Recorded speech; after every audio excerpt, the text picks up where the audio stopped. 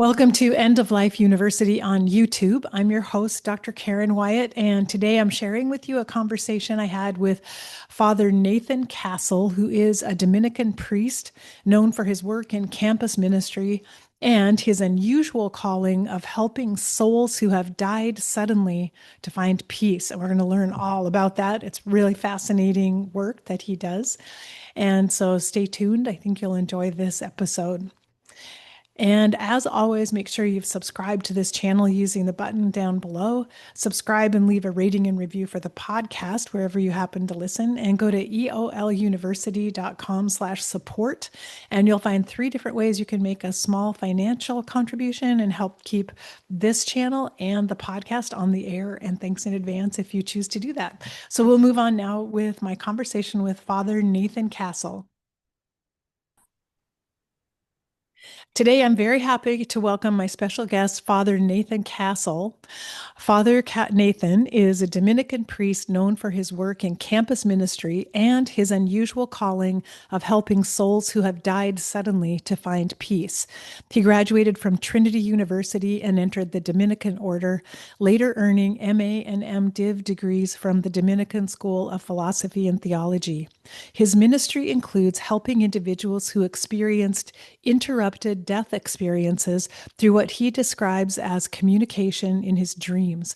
He is the author of the book And Toto 2, The Wizard of Oz as a Spiritual Adventure, and a trilogy of books titled Afterlife Interrupted, Books 1 and 2, Helping Stuck Souls Cross Over, and the latest, Book 3, subtitled Please Let Me Explain. And you can learn more about Father Nathan and his work at his website, nathan-castle.com.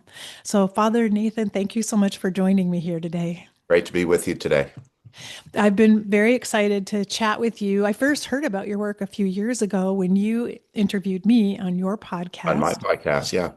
And now I've just been really excited to talk with you. I have a copy of your first Afterlife Interrupted book and interested in sharing this work, but I thought maybe we should start with just a few definitions for anyone listening.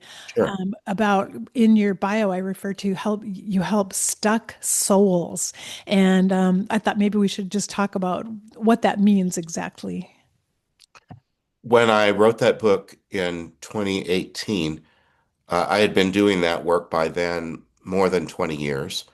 And only I, I was still in the prime of my campus ministry career, and I was running large campus ministries at Arizona State and Stanford. And I just thought this work might be considered too fringy and odd, and get in the way of my, day job. And so I waited until I was retiring from that particular kind of work into this now.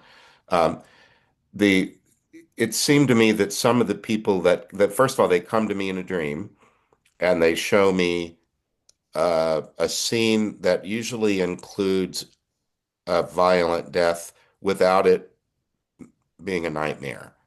The affect of it is not frightening me, it's informing me. Hmm. So I write the message down, what I saw in the dream. I schedule with prayer partners that I used to meet with in person before the pandemic. And when the pandemic made it impossible for us to be together, we began moving towards Zoom. And it worked just fine on Zoom. And it's way more convenient than because people live all over the country. So we just schedule appointments like we scheduled this podcast, Hmm. put it on our calendars. When we do, we go into what I call protected prayer. We pray. I'm a Catholic Christian. I use Saint Michael the Archangel, who's the patron of police, and he is mighty helper, loving protector. Mother Mary. Um, we pray in the name of the Father, Son, and Holy Spirit. So what Christians think of as the Trinity of divine persons, Father, Son, and Holy Spirit, Jesus being the Son of God. Anyway, I make sure that we're safe before we dive into this afterlife space. Um, and once we're there, I read the story that I recorded in the dream. I usually do it twice in a row. Are you familiar with Lectio Divina? Yes, yes, I am. And it's Lectio, you read a short passage of scripture maybe once for information, and for the mind, and the second time for the heart, and with maybe some stillness and quiet in between. So we do that just to get the story soaking into us, especially those that are hearing about it for the first time. And then I usually invite the guardian of the person that brought the story to speak first because it helps to do something like a mic test. You and I are on technology right now that's facilitating this podcast. Uh, People looking at you can see a big professional microphone right in front of you. And usually there's a little bit of connectivity stuff, although this morning we had almost none. We Mhm. jumped right on and could hear and see each other with ease. But they're borrowing my voice. I'm making my voice available in a way that is commonly called channeling. I don't use that word because in the churches it's upsetting. Um, Mm. it brings with it something that suggests the occult, demonic, so on. In the churches, the word prophecy is used quite a lot. In both Judaism and Christianity, God spoke through prophets quite uh, commonly. And I believe this is a prophetic gift. And I belong to the order of preachers, the Dominicans, and my voice has been consecrated for God's use. I didn't know that it would become used this way, but it did. So I can enable one of the angels to borrow it. And when they do, they're very kind. They move into me and we co-inhabit my body, mind, and spirit. Uh, Wow. and I just think of that's what we do when we go to communion. We receive the body of Christ into our own body. It's just a different way of this happening, but that's an aside. I allow the guardian to come in, and they usually pick a name because they know that humans are used to calling each other by name, and it makes it friendlier. And Hmm. so they usually choose a nickname for the day, just so they're easier to address. Hmm. They'll give us a little clarity because dreams, by their nature, have some um, ambiguity about them. For example, you might dream of a crowd scene. Well, who am I helping in this crowd scene? Or I might feel as though I'm in a foreign country and not the United States. Well, I'd like to know if that's true. Sometimes they orient you to time and space the way that a director of a movie does in the first 2 minutes, with fashions or music in the background or automobiles that suggest to you that you're in a certain time and place. So we kind of get a few of those things down a little clearer, and and then they say the one that you're going to be helping today is quite ready to do this. Do you have any further questions for me? If not, I will slide to the side and be with you in prayer. Mm. Um, and there's usually a bit of banter, and my prayer partners are on Zoom, but they're in different places, but they have different temperaments. And so I have one in particular that always wants to play. If there's an angel or a saint or whoever the person is, Mike wants to play with them. And others tend to be more businesslike. Several of them are counselors, and they're eager for the part that involves crossing. The people who come to us have been vetted. They're not random. Went through a trauma that caused their death, or were traumatized by something earlier in their lives from which they never fully recovered. Hmm. They've had to deal with it some in the afterlife. But whatever it was, whether it was a longer standing trauma or the trauma that came at death, uh, they've moved through whatever it is they need to that might have had them stuck, which was the beginning of your question a long while ago. Um, Sometimes people get in thought loops or sadness where they take a story of sadness and they hold it to their heart as though it's precious, and they need to tell that story again and again, and they can't find their way out of it. So I dealt with some of that. Have you? Have you? Yes, yes. And I wanted to ask you if it seems like we see a lot people who are stuck in this human physical life, and Yes. if they can remain stuck after they die as well and still in the loop, still unable to get over that story. It's in part volitional, although when a person moved that direction um, and moved into this sad narrative, it doesn't necessarily feel like a choice because you got shot, you got raped, you were in a car crash, something horrible happened, and it's an event that can be told. Uh, the issue to me, it seems like, is sometimes people sort of become the event or they allow the event to overtake. And it's understandable how that might happen, but if it makes them unhappy, I don't want them to stay there. Mhm. That there are people who recover from all kinds of things and go on to live relatively peaceful, happy, purposeful existences. And that's what I want for people, whether they're here or hereafter. And so it does sound like the people that come to you that you work with in the afterlife are able to move on. They're They've able. already cooperated. Yeah, Yeah. they've gotten some help. And sometimes if some that I've done recently, when people have, um, in medical terms, they would call it comorbidity. You've got Mhm. more than one thing wrong with you at the same time. Yes, yes. Uh, and sometimes the overwhelming event that happened at the time of their death has something like that. There are many different aspects to it, and sometimes it seems so overwhelming that you do nothing. And then in the afterlife, some of these people have had they have an advantage if they have the kind of mental faculties of an engineer. You know, people that can take a complex problem and break it down into component parts and then sort of triage it and decide where to begin and how to move through something. Some people, don't you think, are just better at that than other people are? Yes, yes, definitely. So people like that can they can be dealt with in that way. And let's say, well, let's do this part first, and we'll get that behind us. And sometimes you build a sense of positive momentum.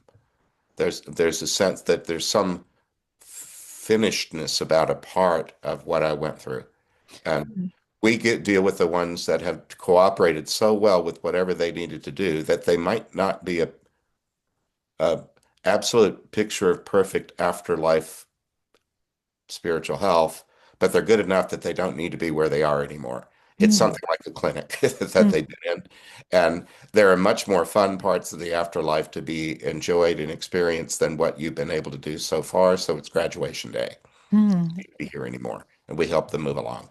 It's so interesting. And so I'm assuming from the way you're telling it, these are not people that you've known Uh, in human life. They're total strangers, and the dream comes to you, and you still may not really know who this person is or very much about them, just what you're shown in the dream. That's right. And sometimes people ask about verification. Have you ever gotten proof through death certificates or sleuthing, or do they ever uh, disclose everything that you would need in order to go find their tombstone or something like that?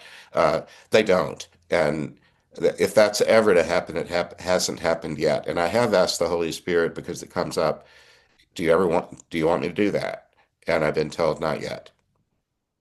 Because in some ways, it doesn't really matter. Like you're working kind of with that soul in the moment, wherever they are, whatever's Yes. there. And lots of people in healing professions do one part of a thing and don't feel or don't have the competence to do other things that need doing. You come in and you do the thing you've been trained to do, and then you leave the rest of it to others. I'm so curious about how you first discovered this gift that you have and what that was like for you. Um, well, it's in two parts. I was taught as a very young child, 5, 6 years old, about the fact that I lived that I had a family on earth and a family in heaven, and that I would be living here in this body for an undetermined amount of time, but eventually I would die and leave this body, and I would go on to another kind of living outside of it. I learned that when people die, the way it was taught to me as a little child, that there were, in a Catholic context, was that there were three afterlife destinations: heaven, hell, and purgatory. Mm. And they sounded like nation states in the sky. Mexico, the US, and Canada. You went to one of these places after you die. It seemed to me that most people weren't perfect enough for heaven the minute they died, or horrible enough for hell. It seemed to be like the one in the middle would be the most populous. And I was taught that we could pray for the souls in purgatory who were already on their way to God, but they needed purging means to cleanse. So it's a metaphor that, and the Catechism of the Catholic Church talks about being purged from unholy attachments, which is another metaphor like Velcro or barnacles. Hmm. Something has gotten stuck to you, affixed to you that isn't authentically you, that needs to be shed uh, first, like taking a bath. You're not fundamentally filthy. You just were in the mud. You know? Yeah, Yeah. yeah. Uh, Um, I was praying for the souls in purgatory as a real little child because both of my aunts were Dominican nuns, first grade teachers, and they belonged to the order that I belong to. And one of them told me that I had a superpower while I was a child to that God listens to everyone's prayers, but the children's prayers go straight to God's heart.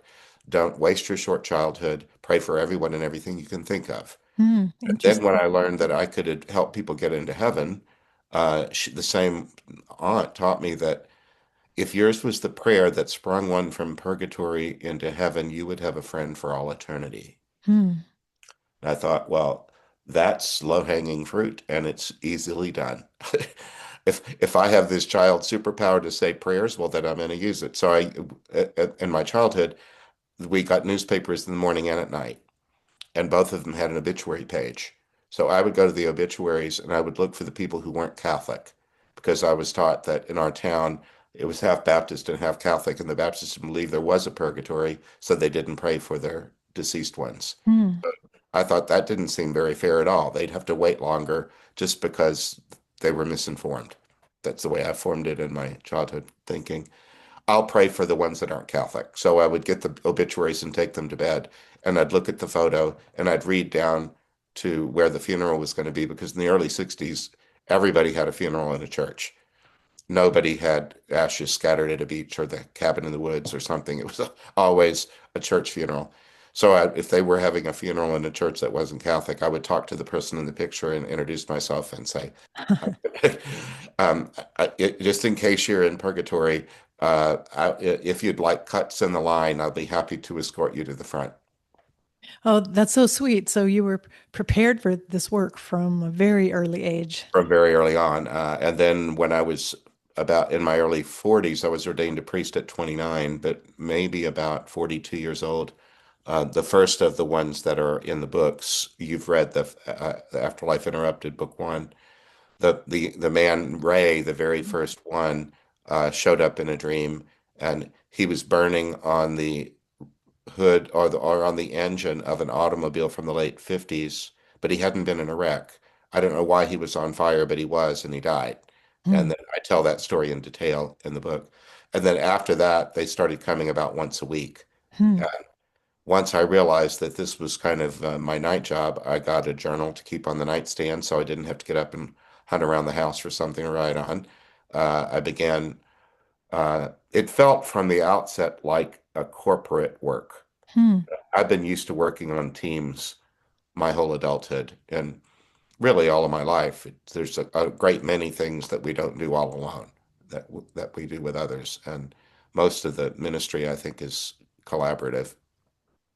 Even writing a book, you might have your name on it, like you're the author of it, but you didn't do it all by yourself. There's a lot of hands involved in getting a book published. So Exactly. I started doing that in my early 40s. So I'm still at that. I'll be 70 in March, and I'm still approached about once a week. Wow. That's fascinating. And it sounds like the dreams are pretty vivid. Like there's a lot of detail in the dreams. It depends on the way a person tells the story. The one I'm dealing with some on my podcast right now that are not published anywhere, but whether we tell them in a book or a podcast, we don't tell their stories without going back to them a second time after we've helped them in what we call their crossing. While they're in the midst of that, it just seems rude to say, "Hey, Karen, don't leave yet. We want to write a book. You really Yeah.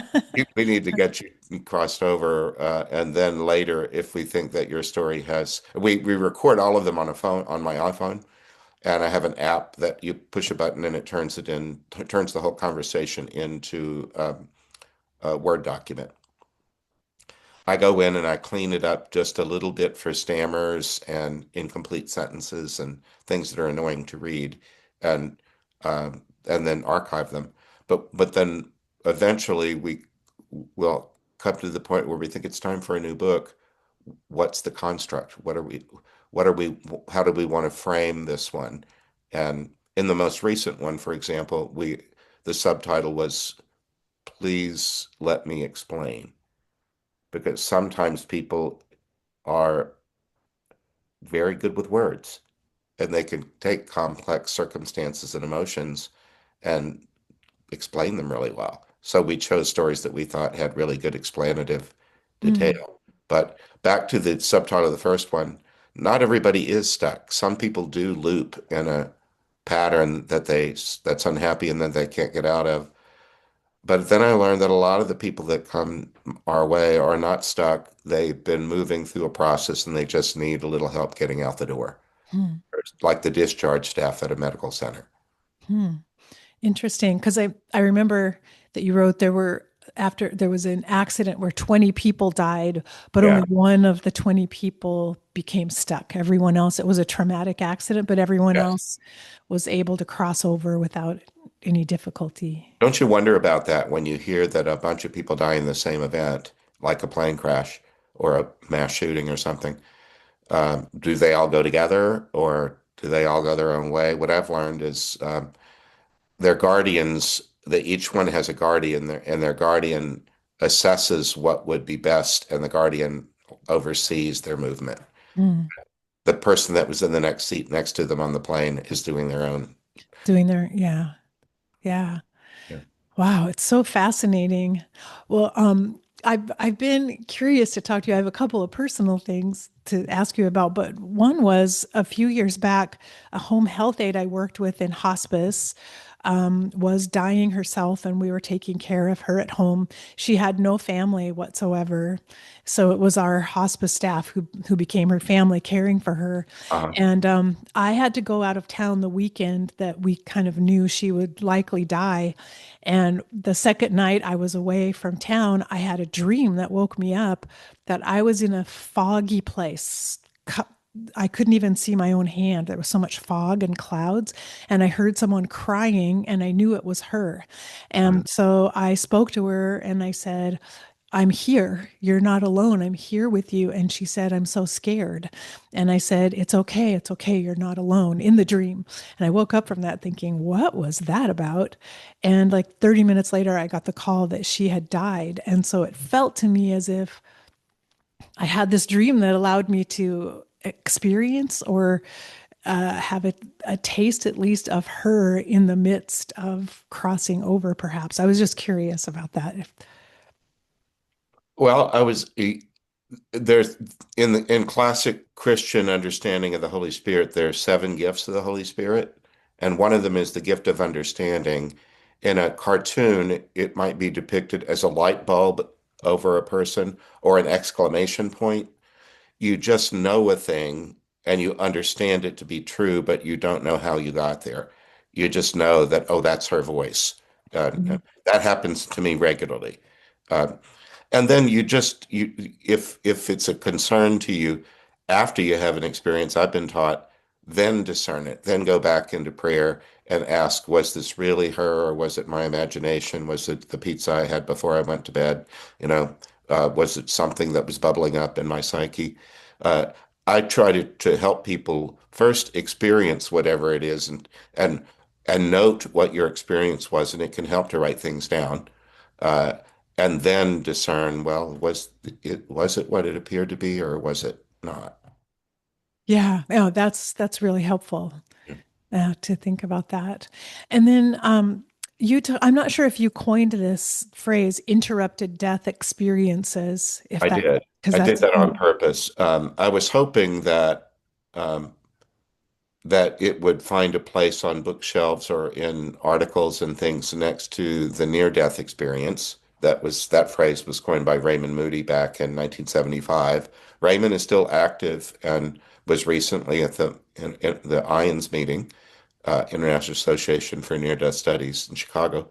Um, I, I I remember loving Life After Life, the book that he wrote back in Mhm. 1975, and when it came time to write my book, the first of but became three in that series so far, I wanted it to read like that book did, with a lot of what might be called case studies, but even calling them that makes it sound a little too clinical. It's just people's stories about being people Yeah. and what it's like to go through a, a death that was unexpected and violent and come out the other end of it and be able to talk about it and heal from any effects that might linger. Um, it seemed to me that some people, in the near-death experience, a lot of people have very positive near-death experiences, and they meet religious figures or loved ones, and maybe they have a life review where they're surrounded or floating in love, and they're shown scenes of their life that instruct them about being a better person or the great gratitude for what they have been so far. But then they come back because they're near-death experiences. I coined that phrase interrupted death experiences because it has the word rupture as the root of it. Mm. Interrupted is to be ruptured from, away from. And the people that I deal with have been through a rupture. Their death was not anticipated. It was violent. And there was a tearing. So that's why I coined that phrase. So there was no preparation for the death or no awareness that death was coming before it happened for You them. told me before we were on live on this interview that you work a lot with death doulas and hospice volunteers and people in that industry, and we can get used to the idea that death comes slowly and incrementally, and we can do all kind of things to prepare for it. And then some sudden deaths are heart attacks or other physical, aneurysms or things of that kind. But then a lot of people do die in ways that were a trauma to the body, and that seems to be the little clientele that I got most of the time. Once in a while, I will get someone who died a natural death, but they had something that's holding them back for being free. Mm. They need to. One man did die uh, a death from a hip replacement. Hmm. Now, lots of people, I played golf yesterday with a guy that had both hips replaced. And if he said he had a third leg, he'd get the hip replacement today. He said that it was great. Well, this guy he was a college professor and he needed a hip replacement. And they gave him all of the statistics about recovery from it and sort of a bell curve, what you can expect, how many weeks of physical therapy and whatnot. And he said all of the stuff they told him about the bell curve, he was on the wrong end of it. Mm. Somebody's got to be on the wrong end of that bell curve. It's true. There wouldn't be a curve. And he was on the wrong end. Yeah. And none of it ever worked. He never regained free mobility. Mm. Never could go back. He was always in a healthcare setting for the rest of his life after that hip replacement. Wow. And he said he felt like a caged bird. He particularly hated how he was a college professor and he went by his formal name, his doctor and then last name. And in the hospital or the nursing home or whatever, uh, he became uh, Buddy or Billy or whatnot. And he couldn't stand the chirpy nurses that would go on and on about the pudding. Look at this fine pudding. We're going to have some lovely pudding today, aren't we, Billy? And he couldn't stand being demeaned and treated like a child, but he didn't want to fight it all the time. Mm. He said that you're dependent upon these people and you don't want to make them angry. You know. Yeah. Anyway, eventually he died, and he said I felt so caged. And he said I died in my sleep, and I woke up in a new place, and I brought the cage with me. Huh. Interesting. He said I was still in a healthcare setting on the other side because I'd gotten so accustomed to it. And then he said I learned that it wasn't just the muscles of my legs atrophied. It was the muscles of my will atrophied. I gave up living and Wow. I gave up choosing. And they Wow. told me on this side that I didn't really need to be in a sick bed anymore, but that uh, I needed to re-engage with my own life and my own story. And I just had to, and it was something like learning to walk down the corridor with the IV pole. That's what he said. There were still exercises that they had me do in order to regain my agency, my ability to make Mm. choices and be enthused and excited about Wow. life. But he said they were good at what they did. And this time I did see progress. It wasn't like before when I would do the exercises and nothing good happened. He said, this time, every time I did what they told me to, I got better. So Hmm. it got easier and easier to get better and better until I arrived here today with you. And whatever it is you do, I'm ready to do it. Wow. That's really fascinating. Isn't it interesting? Yeah. Yeah. He Yes. wasn't being punished for sins. No. There were just actions that had consequences um, and then I'm a confessor. I hear people's confessions, and sometimes they come and accuse themselves of things that that they don't really have full volition over. They feel bad about a thing because they're in a bad circumstance, an unhappy marriage, or some home life issue and whatnot, and they're annoyed and feel sad, but it's not so much active that they go out of their way to do wrong things. They're just in some circumstance that in some way is defining them and that they don't feel like they have the ability to change. Hmm. And then you kind of help them, deal with Yeah. whatever it is. And yet there is this opportunity then after death to continue to work on that and to change perhaps in a way that wasn't possible before death. It was what I was taught as a child, although as a child, sometimes purgatory was spoken of as though it were some sort of afterlife county jail. You had to stay and serve your time according to how many sins or the gravity of the sins you committed. That was one way to think of it, but it always seemed excessive to me. Jesus Hmm. did say on the cross, Father, forgive them all. They don't know what they're doing. So there's also that tradition of not being held to account for every last thing you ever did.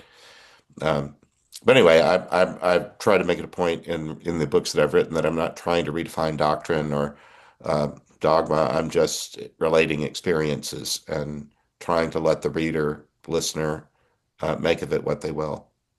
I'm curious about timing. If the people who come to you, well, I guess I'm imagining there's a whole spectrum for that, but are some people come shortly after they've died, and are there others who come years later? Yes, there are both. And the ones that come years later feel the need to say, please don't think um, that I've waited this long because I'm worse than other people that you dealt with. Uh, Everybody here is allowed to work at their own pace, and um, we're not we're not to compare ourselves negatively to others if we went at a slower pace than someone else did. I remember having one lady that died in I think the mid to late 50s, about the time I would have been born. Hmm. She spoke of her living room as her front room, which is the way Southerners talk. Yeah, yeah. Uh, and she had the radio on. It might have even been before TV or when TVs were not in every house. And she was she was mending clothes. Hmm. She hated doing it, so she only did it about twice a year. She'd throw all the torn buttonless things in a basket, and one day she just decided today's mending day. And she said, I so disliked doing it that when I did decide to do it, I'd sit down and put some music on, and then I would make a game of it by talking to the torn clothing. Huh. And she'd pick up a sock and say, you, Mr. Torn Sock, any minute now, you're going to be good as new. You just wait and see. And she'd listen to music and talk to the clothing and mend it. Well, her husband came into the room and dropped dead in front of her. Oh my gosh. She said, you know how people say he was dead weight? Well, he was. He was dead when he hit the floor, and he died right in front of me. And she said, in minutes, my house was full of strangers, and nothing was what I wanted it to be. You know, coroners and sheriffs and neighbors you didn't know very well and whatever. And she she she dissociated. Hmm. She went just barely outside of her body off to one side and started saying, what should a woman whose husband just died do? That woman probably ought to go into his closet and pick out the clothes he'll be laid out in. That woman probably ought to write an obituary, and that woman probably ought to call his former workplace. And she became that woman and not herself for the rest of her life. Wow. She lived next to herself Hmm. because the pain of being herself was too much for her. And it had a lot of consequences. She was doing it secretly. Her children and grandchildren didn't know that they weren't dealing with her. They were dealing with the spectral version of her that she put in her place.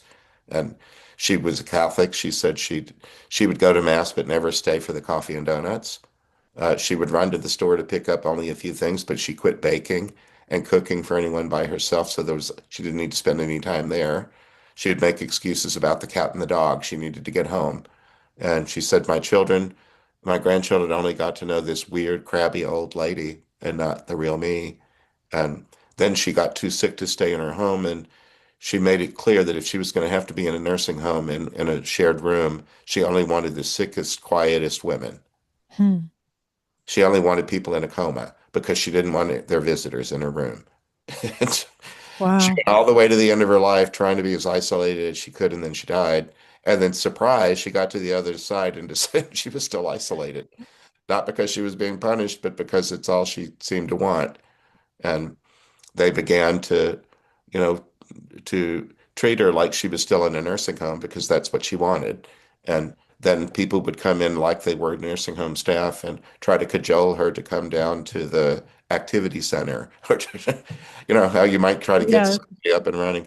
And eventually they told her, well, you're going slower than most people, but you don't have to if you don't want to. You can go faster if you want to. And she remembered childhood that she said it depended on the subject. Sometimes I could be smart and quick.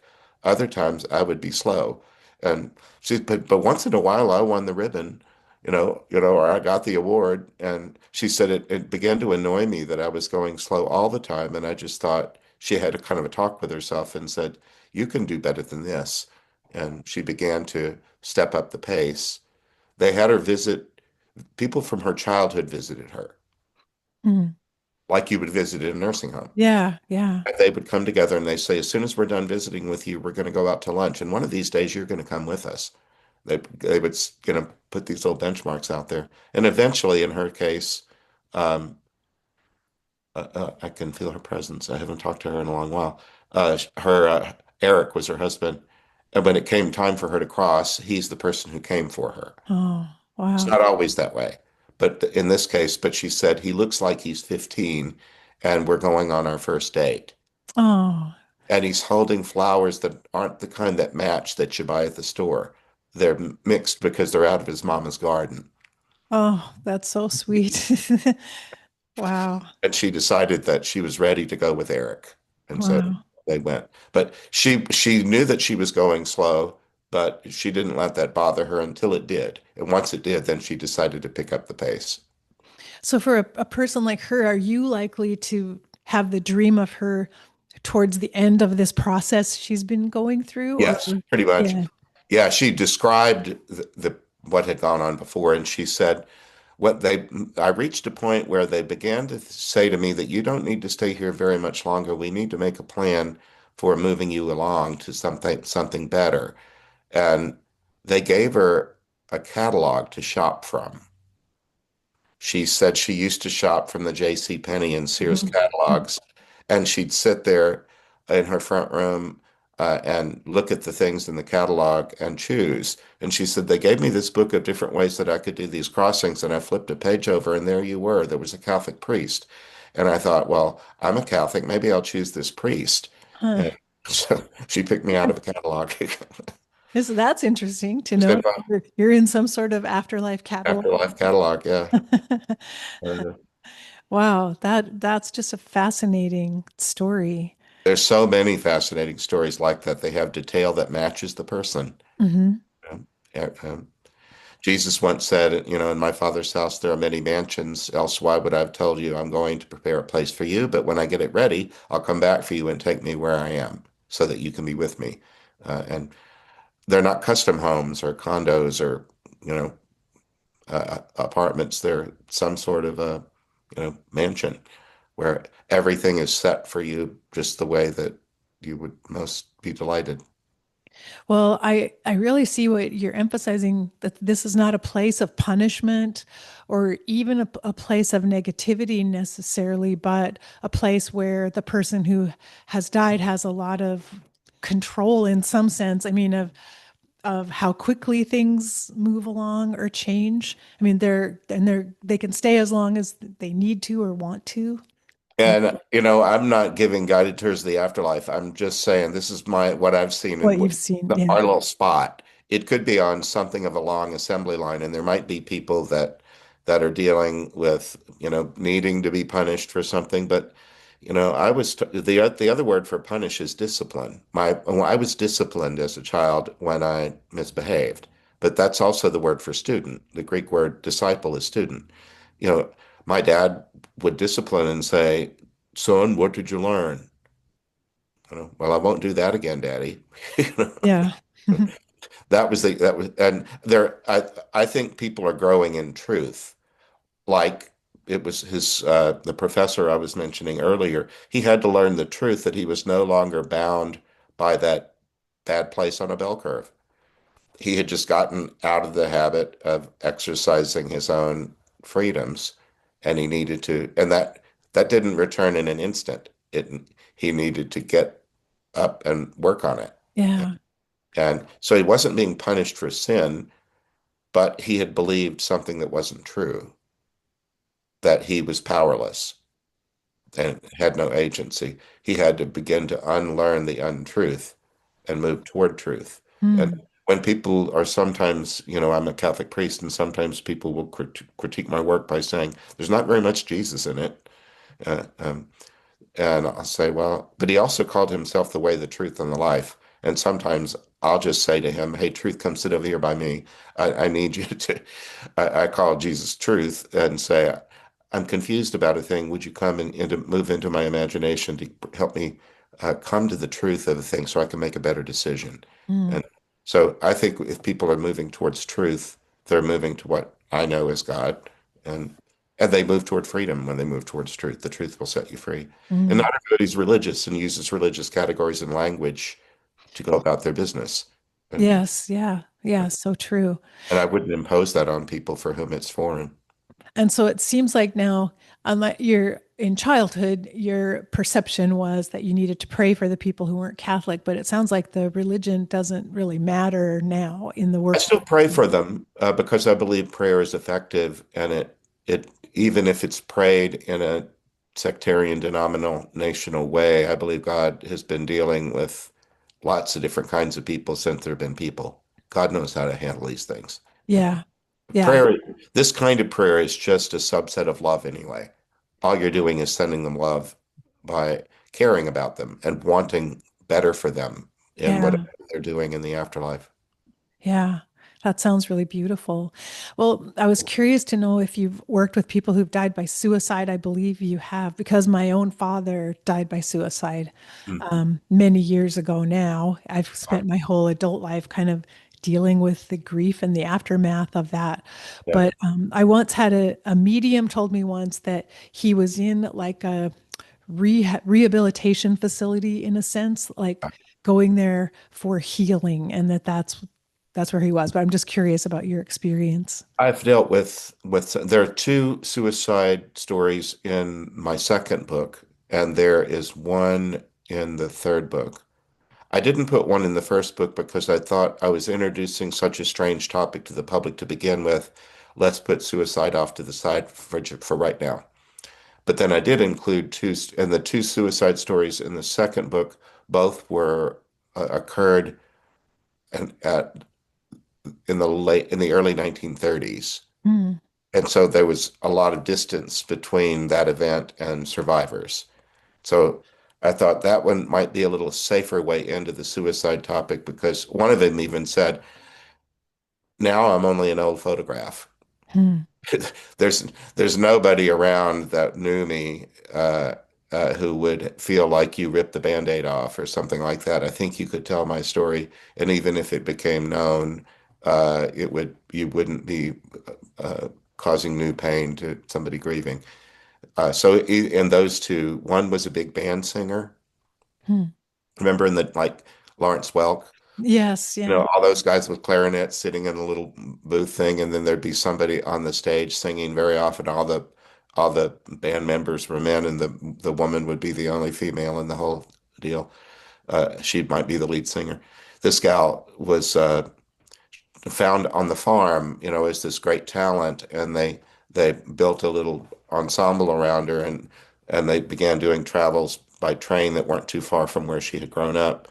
She was under the care of matronly women who ran boarding houses. And then eventually they began branching out and they got her own hotel room, but the guys kept a key. Mm, She was only 18 and had never had sex. And now some of her co-workers were helping themselves. mm, And she had to endure that very frequently and pretend it didn't happen. mm, Uh, and she said, I learned that if I just let them do what they were going to do, they'd leave quicker. I would get up and clean myself and go to sleep. But then she had to meet with them in the morning mm, about tonight's playlist and stuff and pretend it wasn't a thing. And then she got pregnant. mm, She hadn't any idea who was the father. And she was so embarrassed about the whole thing that she couldn't go home. She had changed her name, and her father was angry at her for changing her last name to a stage name. And she just couldn't see a path forward. And she knew that they all had guns. And I asked her, how do you refer to the end of your life? Do you say that that you committed suicide? She said, I don't want to be in your book if there's going to be any religion shaming.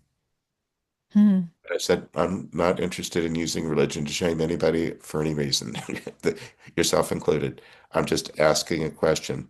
She said, well, okay. What I think I did was I took matters into my own hands. Mm. That's the way she phrased it. And I didn't feel the need to pursue that any further. I've learned that a lot of people who commit suicide feel optionless and in pain, and they want the pain to stop. Mhm.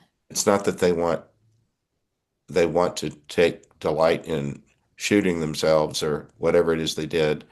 It's they want pain to stop. And then a lot of them didn't know for sure that what they did would kill them. Mm. They took a little bit more of a drug than they had in the past and some sort of brinksmanship. Or they got behind the wheel and drove too fast in a way that might cause a fatal wreck. But I learned that some people that die by suicide, it's the category isn't quite as clearly defined as I had earlier thought. Yeah, that makes so much sense. And that category fits my father really well of someone who just wanted the pain to end. And that's what I came to conclude about him, It and my own thoughts were, would I ask him to stay here in pain Yeah. another day longer? Would I ask that of him when he was suffering a lot, One thing that's possible is because we're all eternal, whether you're religious or not, you're eternal. When you die, you might get to see the new and improved version of him, depending upon what work he's done since he left here. Hmm. Yeah. Um, one of the things I would like to do is I'd like to go back and watch my parents grow up. Hmm. I'd like to know what their households were like. Uh, Yeah.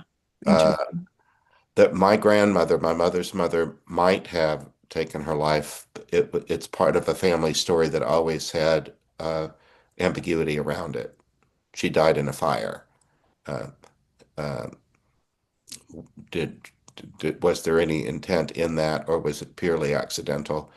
Who cares now? But I'd like to know her one day, and because she had died before I was born, so that she was always just a piece of family history. But anyway, that's one thing I would like to do. And I've when I've dealt with people who did suicide, very often they just couldn't imagine a happy path forward and just decided to do what they did. Hmm. Yeah, I can see that. They do end up having to deal with the fact that that choice caused pain to other people. Uh, Even if they didn't positively intend it, they caused it.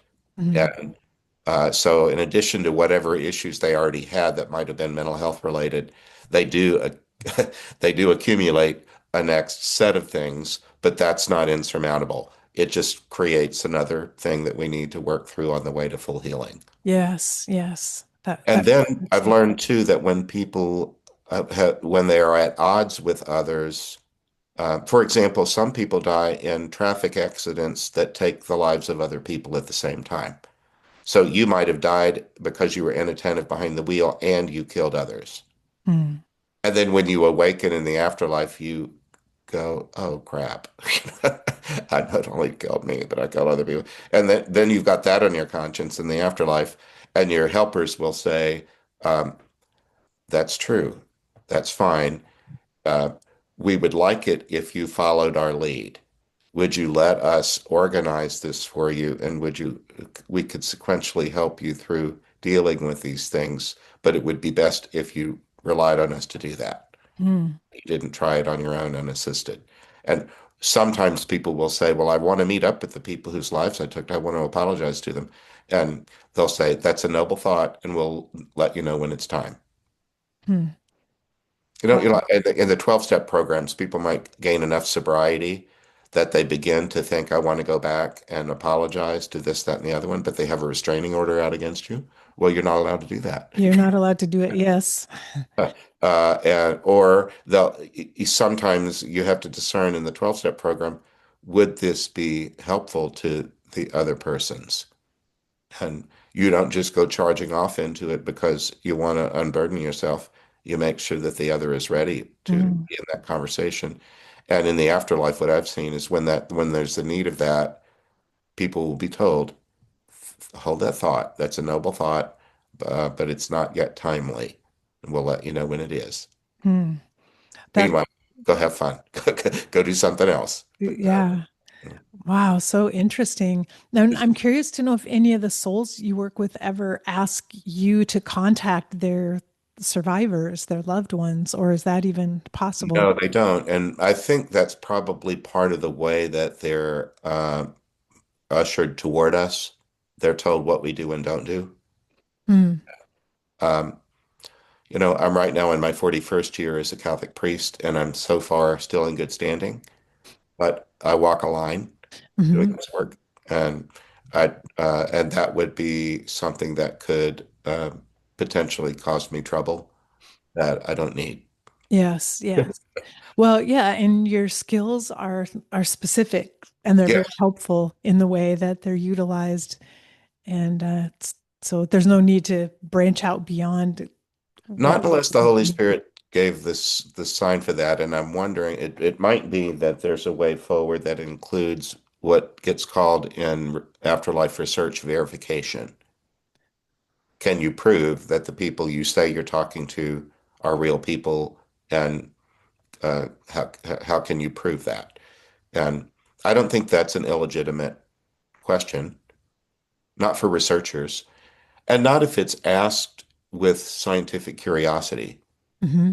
Um, for the advancement of knowledge. My order was founded around the universities when the universities were first coming into existence 810 years ago. Uh, we were we were put at the University of Paris and Oxford and Bologna in part because our founder wanted us not to be in some little monastery or Bible college or something. He wanted us to be in the place where the marketplace of ideas was in full bloom. That's why I spent most of my career as a campus minister because I get to be a Catholic priest in this context, not just telling people what they must believe, but being in the place where they form their ideas and make their choices. Yeah, and I would say this gift, this prophetic gift that you have, you didn't ask for it. It came to you unbidden, and even it sounds the dreams. It sounds like they come to you of their own accord. And And it's been delightful along the line. They're just for to begin with, these are there's an intimacy about these stories because they're about something so heartfelt. You know, you can't talk to just anybody about the way that you died in the car crash and went through the windshield and and everything that happened after that. And but we're so used to it now that we're people often sometimes their guardian angel chooses us and sometimes they choose to do their own homework. And one of the things that we've heard repeatedly is we came to you guys because your methodology is so reliable. Hmm.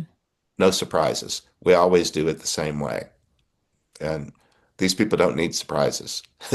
Exactly. They're dealing with enough of that. They got enough on their plate that they don't need novelty out of us. We move according to principles that we've laid out, and and then we go on to the next one.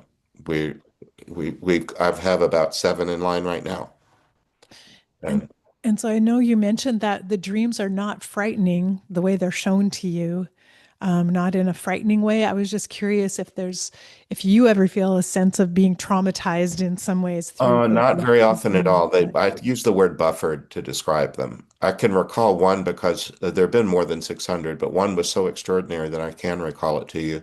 I was dreaming that I had my hand out holding my mother to keep her from being carried away in a flood. Mm. It was dark and loud, and if I didn't if I didn't hang on tightly, she'd be lost.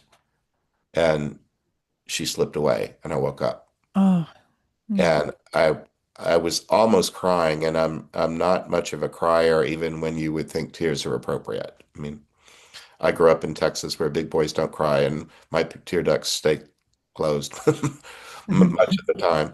But I woke up almost crying, and then I was gasping, and I sat up and thought, wait a minute, wait a minute, wait a minute. My mother died in her sleep when she was 91. She did not die in a flood. This is somebody else's story. I wrote it down. We dealt with it. Mm. Wow, Yeah. interesting. Yeah.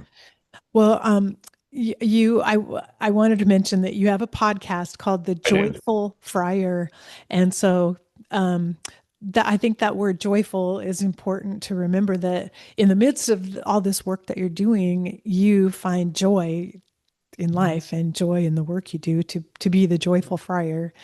I do, and I've done a lot of funerals, and most of them have joy in them around the edges, somewhere in the midst of all of it.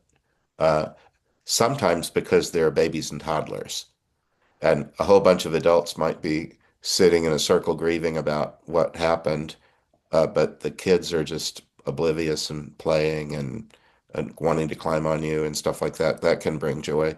And then so can the assembling of mementos and stuff that people will often put in if they're having a service, for example, at a funeral home chapel, out in the lobby, there'll be, some sports art paraphernalia and photos of different things, silly things they did. And, there are, and just the fact that oftentimes a death makes us all stop what we're doing and get on a plane.